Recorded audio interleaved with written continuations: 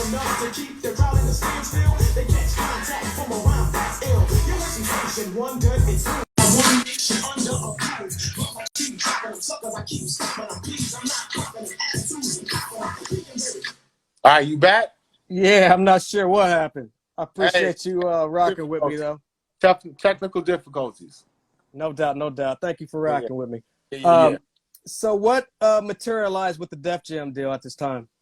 I mean, for me, not much. I mean, but for the production team, like I was, I don't know if you heard, but like they ended up producing the Big and Deffa album. They ended up producing the Walking with a Panther album, and you know, that's how my production team like kind of really got on. But for me, it was just a bunch of recording, a bunch of contacts that I made, but eventually, I mean, it was just like, it was a real history and a lesson in hip hop. And what I really learned the most about being on Def Jam was how to write songs. I could always write raps, but Russell used to always say like, yo, that's a great rap, but it's not a song.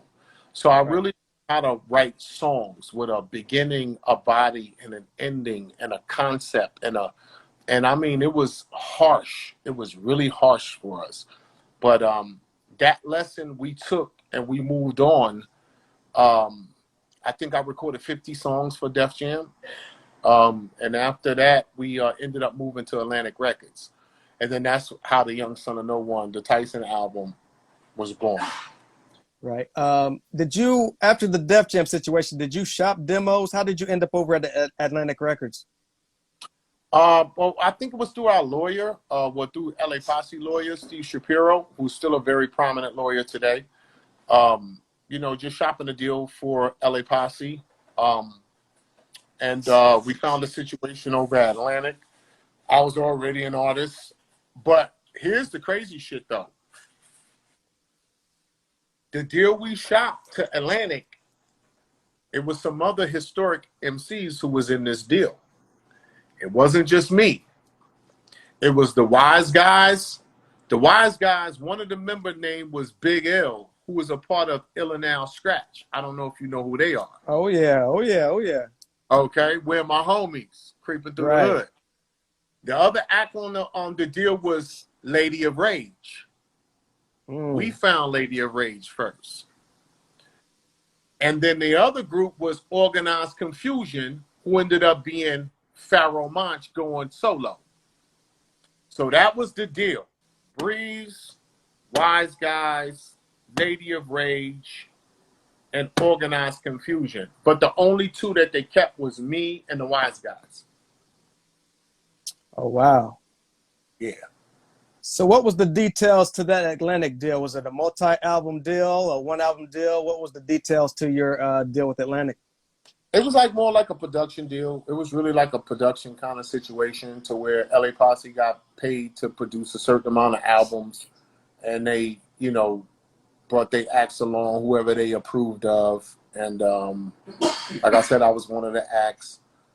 But, you know, after the first album, you know, DOC was also on the label. Kwame was also on the label. MC Light was on the label. And it was like, I kind of felt like I wasn't getting what I needed to get. So I kind of like tried to go my own way. And I figured out quickly is when you try to do your own thing to where you feel like someone feels in a high position like that, you kind of slighted them to where they could push buttons to stop you from doing whatever you're trying to do. Right. So that's why it was like a real long delay. And looking back on it, hindsight is 2020. If I could do it all again, I would have never left because I was the one that said, hey, I'm out.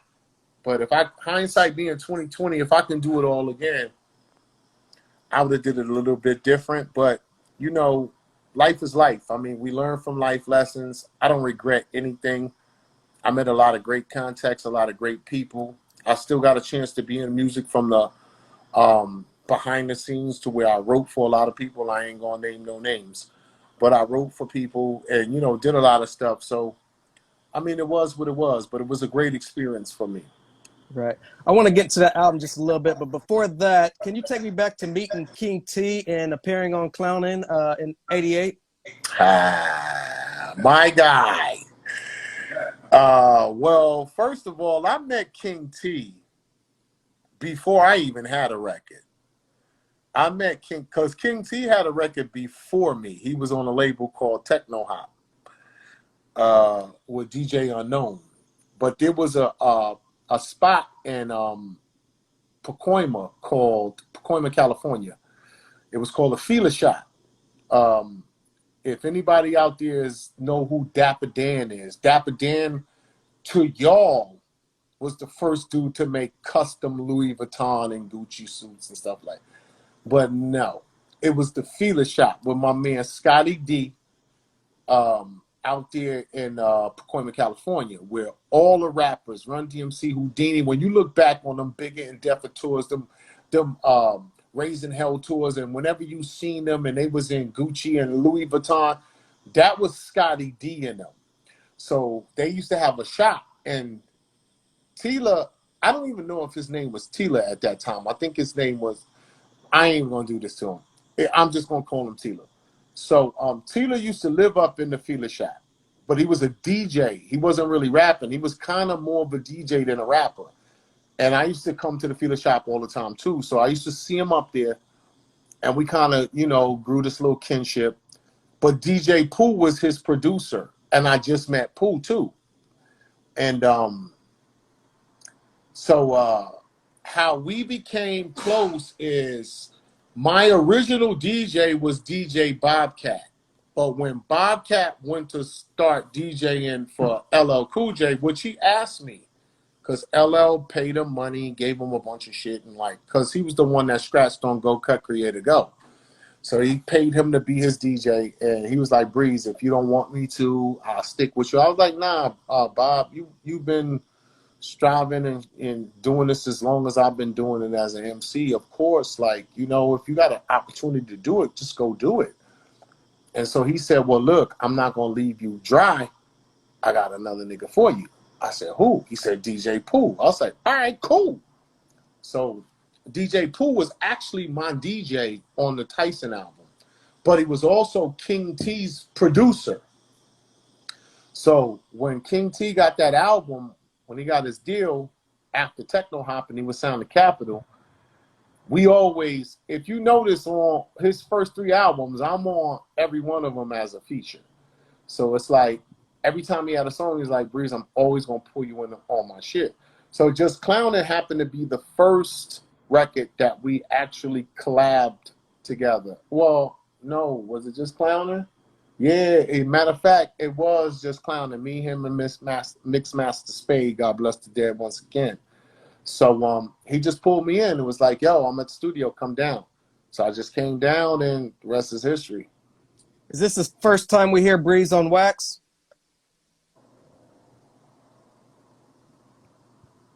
Damn, I'm not sure, because I'm not sure which one was first. I'm not sure if LA Posse or Just Clownin' was first. I'm not sure. I kind of think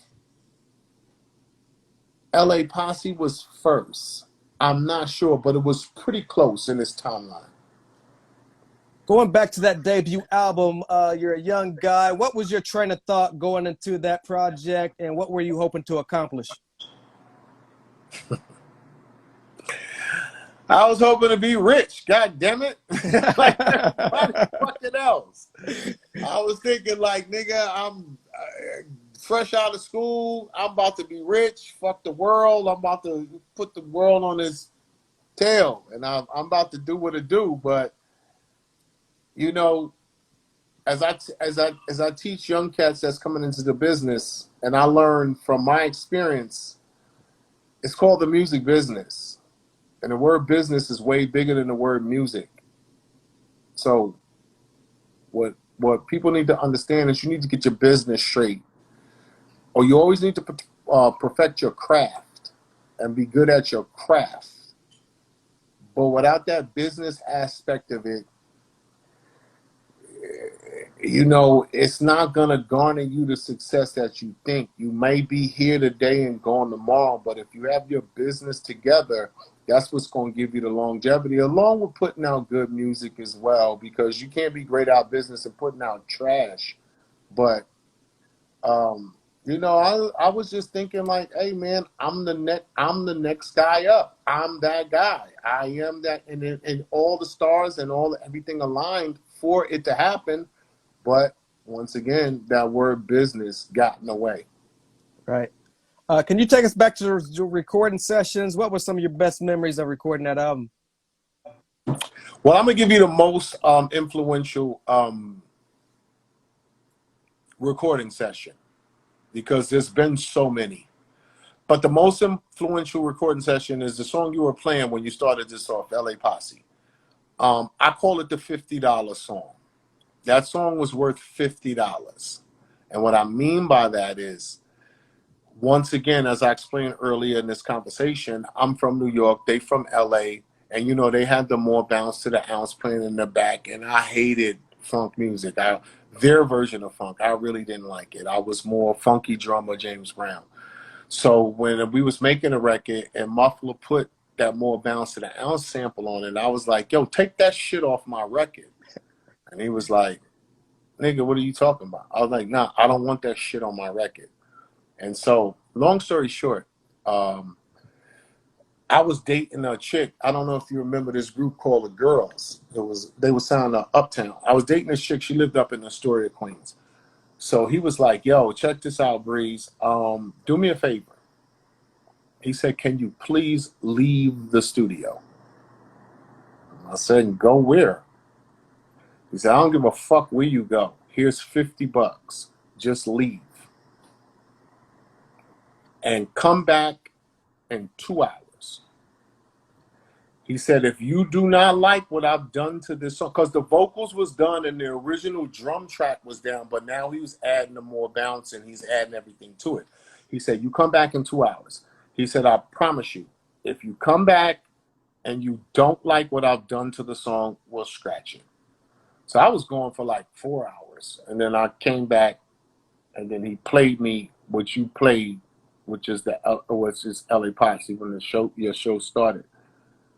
And I was blown away. And I was like, from that day forward, I became a fan of like Parliament, Funkadelic, George Clinton. I was like, yeah, this is the shit now. Like, so it took me a minute, but that's what I always call. That was my most memorable studio session because I had to be paid to leave to complete that song because I was so disruptive in the studio that I would not allow him to finish.